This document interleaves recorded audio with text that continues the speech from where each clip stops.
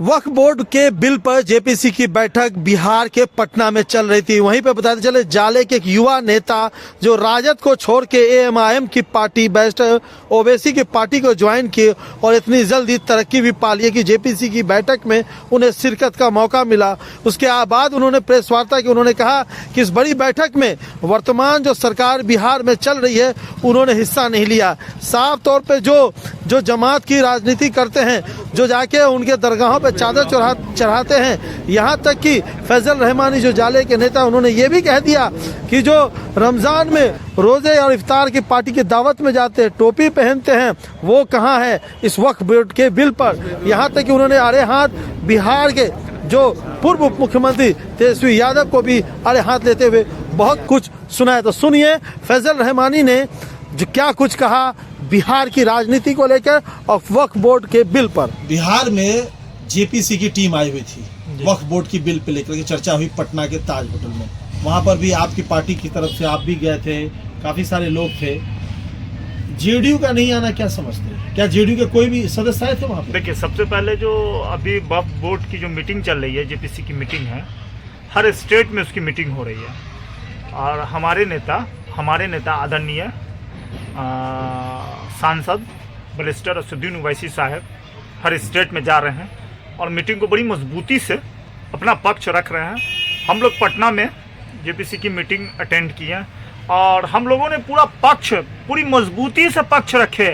और वहीं जो लोग अल्पसंख्यक की बात करते हैं, राष्ट्रीय जनता दल, माननीय मुख्यमंत्री बिहार के नीतीश कुमार सेकुलर बात करते हैं, सेकुलरिज्म की बात करते हैं, मज़ार पे जाते हैं, चादर चढ़ाते हैं, आफ्तार में लंबी टोपी पहनते हैं, आफ्तार की दावत देते हैं, आफ्तार में शिरकत करते हैं, वो कब आएंगे इस मेरे मस्जिद और मदरसा और खानका को बचाने के लिए? तो क्या लगता है ओवैसी साहब बचा लेंगे इस ज्वाइंट कमेटी की बैठक? देखिए, हमारी पार्टी और हम लोग अपने संस्था के लिए तो जो करना होगा हम करेंगे ही, हमारा तो जो होना है वो हम करेंगे ही। हम आवाज़ उठाएं, निश्चित तौर पे हम लोग इस वक्फ बोर्ड को जीतेंगे भी। आरजेडी का कोई नुमाइंदा नहीं था? हम कारी साहब का नाम सुनते कि वो आए थे लास्ट में। ऐसे थोड़ी होता है, आरजेडी के कारी साहब से भी सीनियर लीडर है आरजेडी में कि नहीं है? उनसे ज़्यादा टैलेंटेड है कि नहीं है? कमेटी होती है कि नहीं होती है किसी चीज़ की? हम लोगों की पार्टी की कमेटी हुई, 5 लोग हम लोग, 6 लोग हम लोग गए। हमारे प्रदेश अध्यक्ष अख्तरुल इमाम साहब विधायक, उन्होंने मजबूती से आवाज़ को रखी। हमारे आदिल हसन साहब युवा के प्रदेश अध्यक्ष और नेशनल स्पीकर, उन्होंने आवाज़ रखे।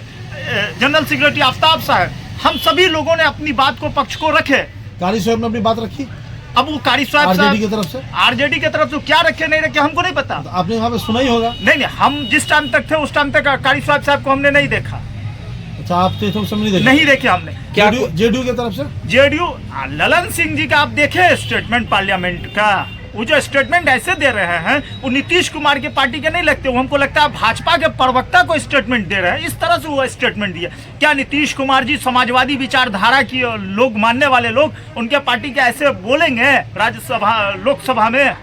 ऐसे बोलेंगे? भाजपा का लगता है स्टैंड के लिए। तो नीतीश कुमार अगर सेकुलर हैं, नीतीश कुमार जी मुख्यमंत्री हैं और सही में समाजवादी विचारधारा के लोग हैं और माइनॉरिटी के हमदर्द हैं, तो यही समय है आप इस बिल का पुरजोर विरोध कीजिए। हम आपके साथ हैं, बिहार के अल्पसंख्यक आपके साथ है। बिहार का अल्पसंख्यक आपको मुख्यमंत्री बनाए हैं, बिहार की जनता आपको मुख्यमंत्री बनाए है, मगर बिहार की जनता के साथ अगर आप छल कीजिएगा तो बिहार की जनता 15 सीट और 10 सीट पे भी लाके आपको छोड़ सकती है।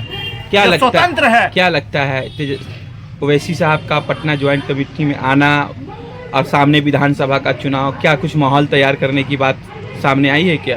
नहीं, चुनाव का तो समय आएगा तो हम लोग पूरी मजबूती से चुनाव लड़ रहे हैं। विधानसभा हम लोग पूरी मजबूती से चुनाव लड़ेंगे, इसमें तो कहीं कोई दौराई नहीं है। हम लोग चुनाव पूरी मजबूती से लड़ रहे हैं बिहार में। क्या बात रखी गई अंदर बैठक में? क्या कुछ आपकी तरफ से बात रखी गई? बात रखी गई कि हम लोगों ने इस चीज़ों को बताएं, वक्फ बोर्ड को लेके हम लोगों ने बताया इस चीज़ों से हमारा क्या नुकसान है और इससे क्या फ़ायदा है। हम तो यही चाहते हैं, हम हिंदुओं भाइयों के भी संस्था है, मंदिर है, उनका शमशान है, उसमें किसी मुसलमान भाइयों को न शरीक करें, और मस्जिद है, मदरसा खानका, उसमें हिंदू भाइयों को शामिल न करें, और शमशान और मंदिर में कोई मुसलमानों भाइयों को शामिल न किया जाए। ये अपना अपना सबका धर्म आस्था की चीज़ है, मगर हमारा जो गंगा जमुना की जो तहजीब है, हिंदू मुसलमान एकता, ये बरकरार रहना चाहिए। ईद और होली दोनों त्यौहार हम मनाते हैं। ये आखिरी सवाल, एमआईएम के 5 सदस्य में आप भी शामिल थे। जी बिल्कुल। इतना फास्ट, इतना जल्दी 5 टीमों में आपको बिहार के अंदर शामिल होने की, और उस कमेटी के उस साथ कमेटी के साथ बैठक में, मंच में रहे, ये उपलब्धि कैसे और क्यों? ये तो हम अपने नेता का शुक्रिया अदा करते हैं कि उस लायक इस मामूली से कार्यकर्ता को समझे, इसलिए हम पूरे अपने बलेस्टर सुद्दीन ओवैसी साहब के साथ साथ बिहार के सारे हम अपने जितने नेता हैं, अख्तरुल इमाम साहब, आदिल हसन साहब और इंजीनियर आफ्ताब साहब और प्रभारी मिथिलांचल वकार सिद्दीकी साहब, इन सबका शुक्रिया अदा करते हैं।